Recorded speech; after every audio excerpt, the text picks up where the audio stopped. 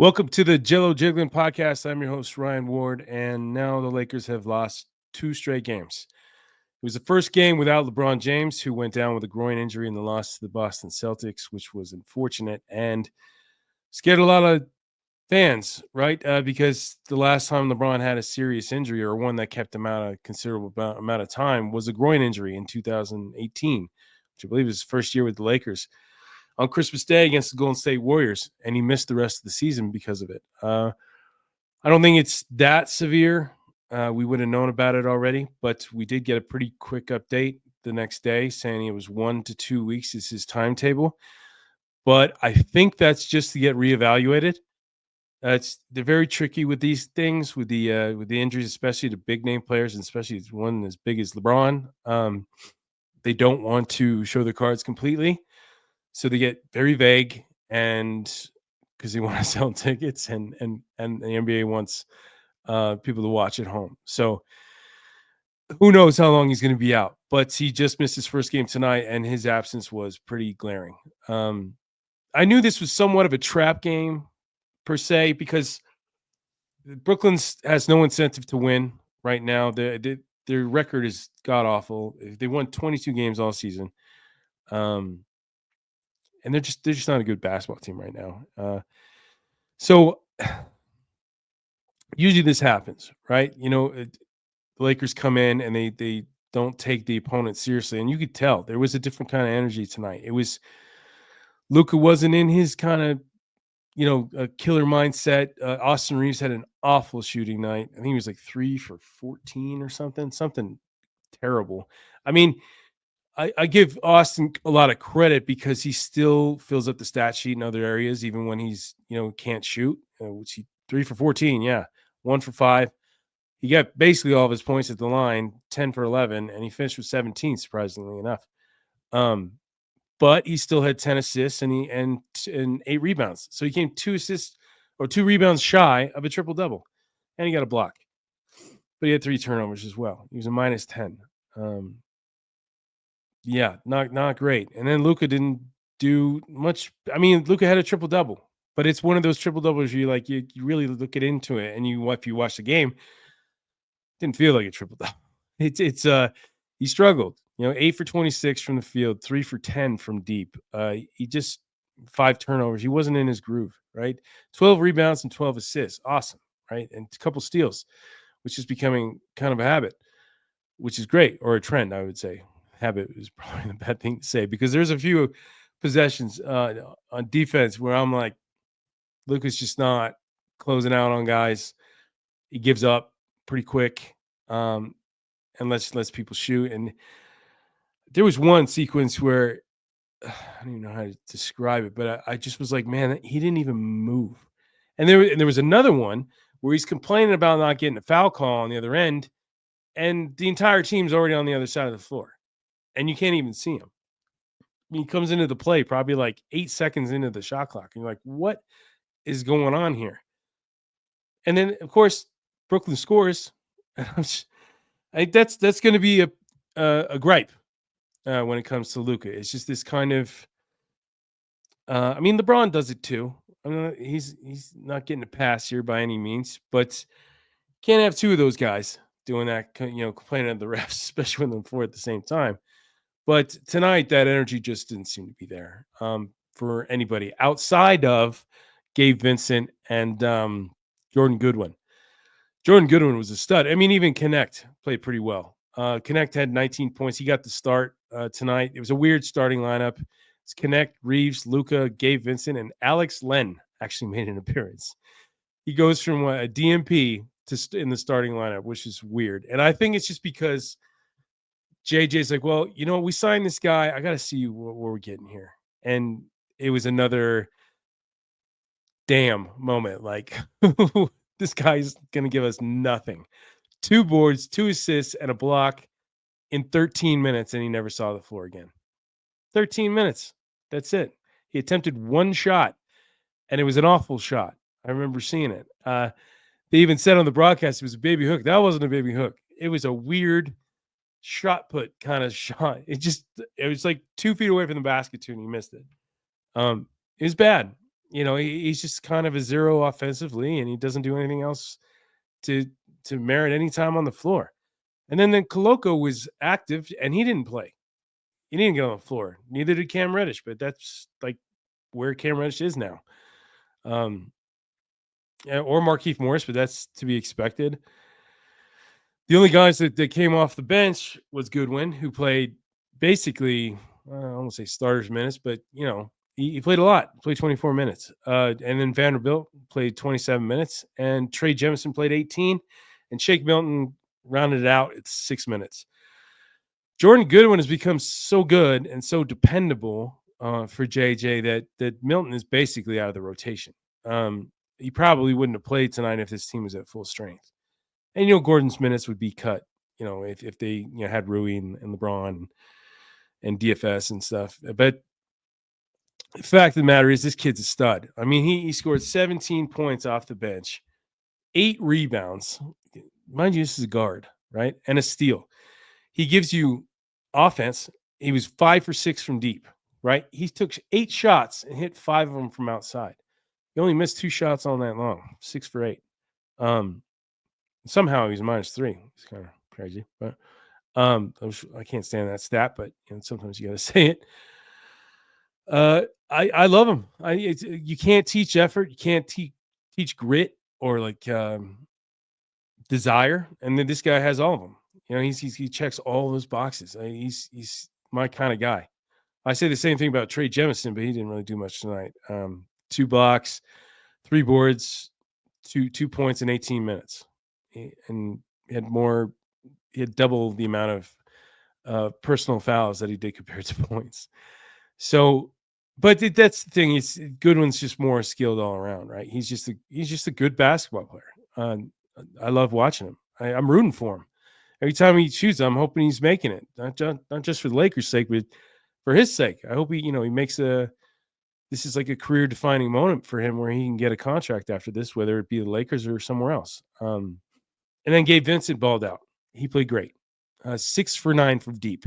He's become that consistent guy that Luka and Reeves look at, and LeBron when he's playing in the corner, right? On either side.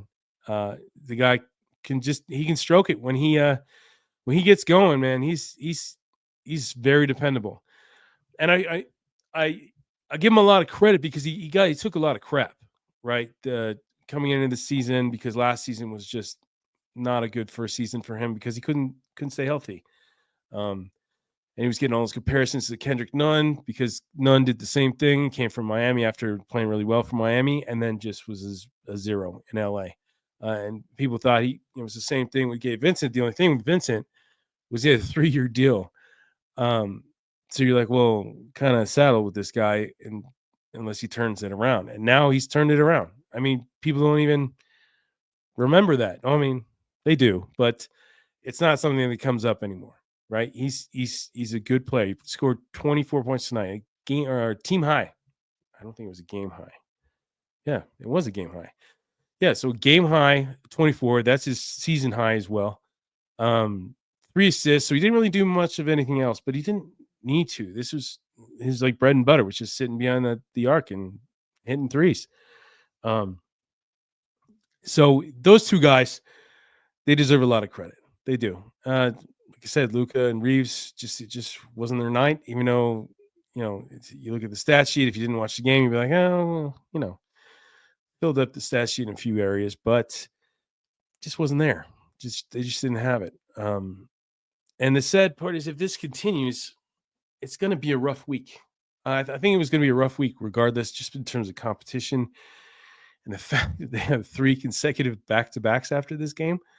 They don't play till Thursday, so they got a couple days rest. But then they face a real gauntlet of games. So they go Thursday, they're going to play the Bucks in Milwaukee, and then Friday they're going to play the Nuggets in Denver, right? These 2 teams have been resting guys, all right, and they've had their own share of injury problems. I think Jokic is dealing with an elbow issue right now, but that guy plays through damn near everything. And I think the same goes for Giannis and Dame. They've got their injury issues right now too, but they've been playing through it.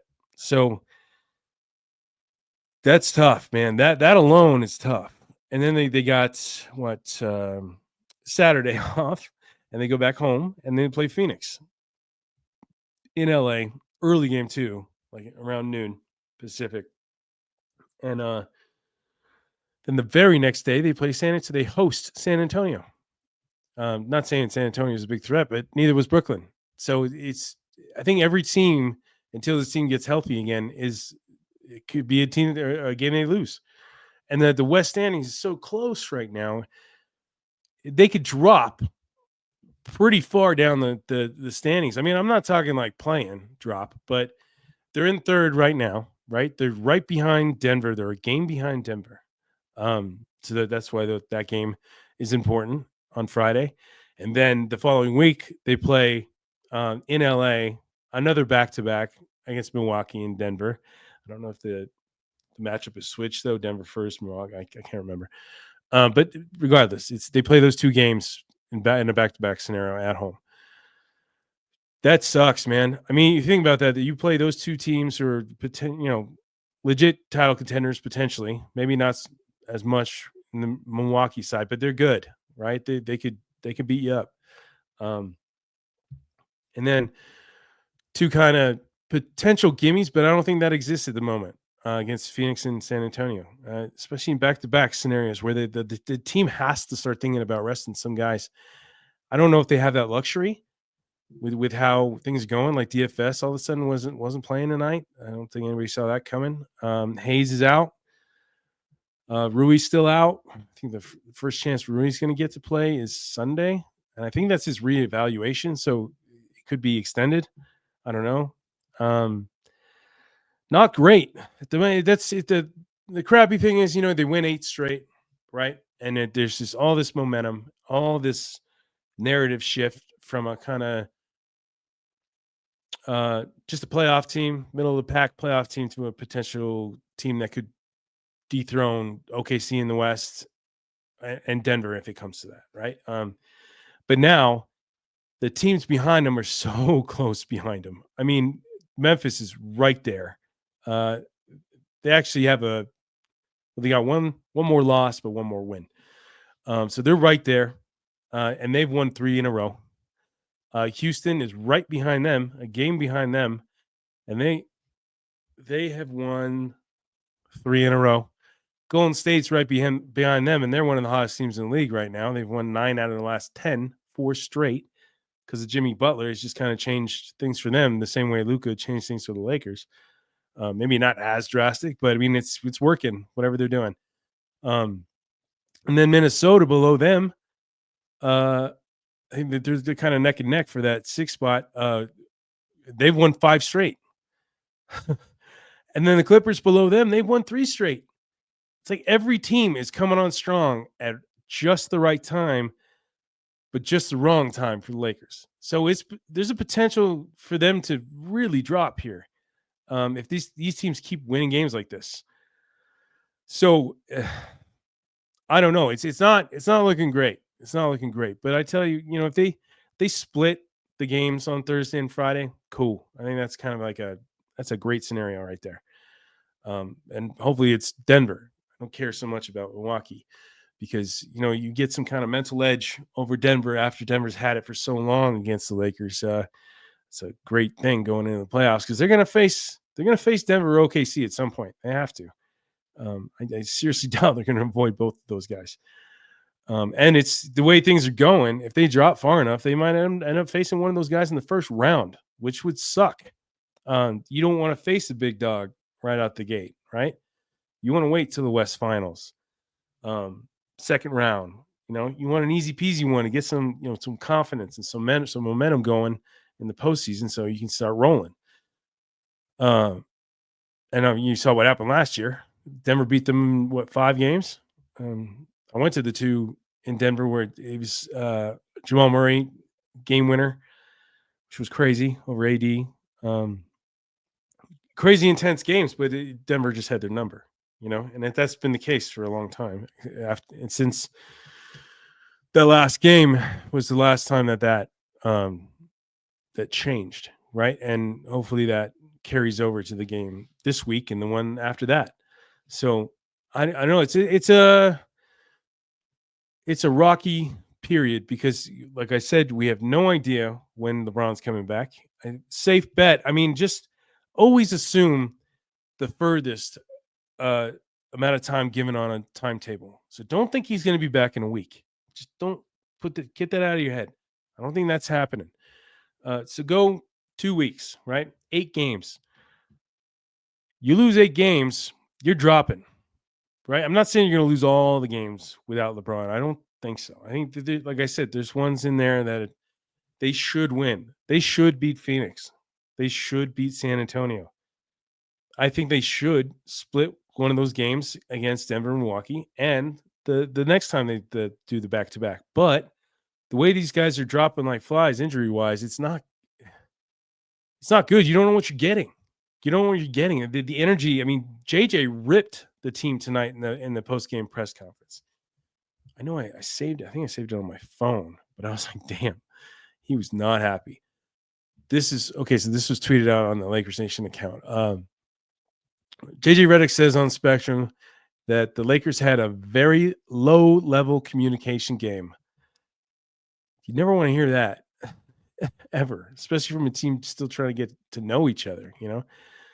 He says being shorthanded is not an excuse for how well or how we played basketball tonight. We just wanted to take shortcuts. You can't do that as a potential title contender. You can't. You just can't. And JJ's going to shoot you straight. He's not going to sugarcoat anything. You know, he might protect LeBron here and there with things he says, or even Luka now. But that is pretty clear cut there. He's pointing the finger at the whole team. And it's true, man. That energy just wasn't there. And the communication thing is kind of concerning. That's one thing I thought they were doing really well over the last few games. Is just communicating and being on a string. You know what I mean? And then, I mean, defensively they were awful tonight. It was rough to watch. And rebounding is an effort stat, right? It really is, because you got to box out. You got to be aware. Shots going up. You got to, have a sense of where the ball's going, and make sure you're on your man, right? And that didn't happen. There was one sequence there where it was like 4 or 5 offensive rebounds for Brooklyn in a row until they ended up hitting a 3. I was like, oh my God, talk about low effort. Jesus. And no communication, right? I mean, if you're not talking on the floor, guys don't know where guys are. I mean, not everybody has the IQ of Luka, right, to know where everybody is. But I mean, this is on the defensive end of the floor, so Luka's not exactly, it's not his strong suit by any means. But concerning. It's because this kind of thing can kind of kill a team in terms of heading toward the playoffs and needing to be on a string and all on the same page, because you're going to face top tier talent once you get in the postseason. Those teams aren't going to be messing around. Sometimes you get lucky and then maybe like a Minnesota just kind of checks out in the first round and you can cruise, right? But OKC is going to bring it. Denver's going to bring it. Potentially Memphis, Houston. Golden State looks like they're determined, to prove everybody wrong. It's just such a small margin for error. It's just a small margin for error, and they're already making errors, and it's sad that it's just over a 2-game, set on the road, that this road trip is a nightmare already, and it could potentially get much worse. I mean, picture them getting blown out in Milwaukee, and then the same thing happens in Denver. The morale of the team is going to drop like a friggin' rock, and they're going to drop like a rock in the standings as well.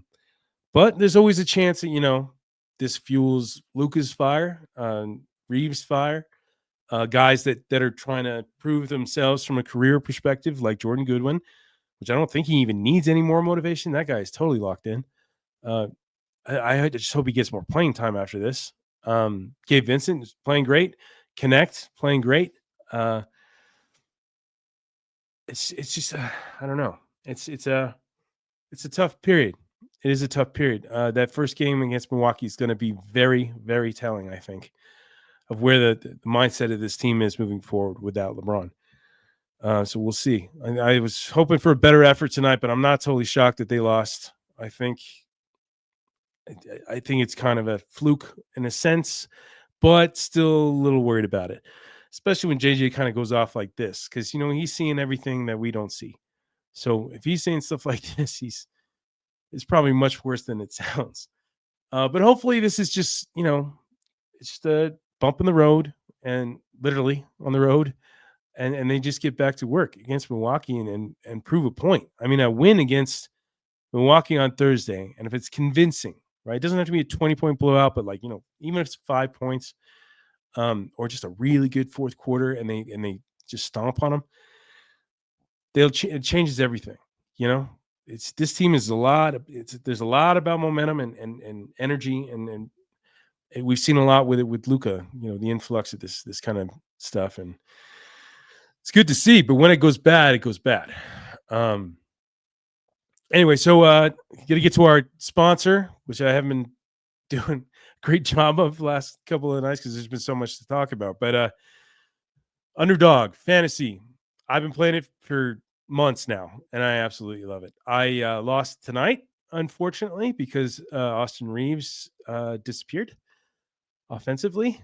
Uh, I thought he was going to pick it up big time, so I went higher on his points. Luka didn't even hit his points, and I had like a promo on it. That cool thing that Underdog's been doing since Luka came to the Lakers is this promo. You check out their IG story, right, and then you just click the link and you enter in your email, and they'll send it to your account that you've set up, right, and then you just go on there and you click apply to be at the top of your account on your app or whatever, and they give you like one of the games was Luka didn't need to score or need to score a point. That was it. Just 1 point. I think tonight was 24.5 points, something like that. But he scored 22. So I was bummed. It was just one of those things. Like I thought I was going to hit on all of them. I hit on Gabe Vincent. It was like 10 points and he scored 24. I had that hit like almost immediately in the first quarter or first half, at least. I wish Jordan or Goodwin was available. He might have been. I didn't scroll that far down, but yeah, it's just fun. I love it. It's something me and my buddies talk about every week. Like, hey, what are you taking? Or like I'll send them my picks and say, this is what I got. What are you guys gonna do? One of my buddies has gotten so into it. He's just doing all sorts of sports like hockey and soccer, like international soccer. He knows nothing about international soccer. Shout out to Nader Kamush. But yeah, it's fun. So if you go on there and you punch in my code Jiglin, Jigglin, you get a free pick and bonus cash up to 1,000 with your first deposit. It's worth it, man. And even if you just do it once or twice, this is the wave of the future. This is where it's all going, right? It's all going this way. So jump on it now, okay, and get good at it because it is fun. Once you start getting good at it, it is really fun. But it does give that added, entertainment value to a game. So give it a shot. But until then, guys, I'll actually be on a mini vacation this coming weekend. I'm still going to try and do these pods in a hotel room after the games. I don't know how the Wi-Fi is going to be and all that stuff, so it's kind of like up in the air. But I'm going to give it a shot, even if it's just audio. I might not be able to do video. But until then, see you later.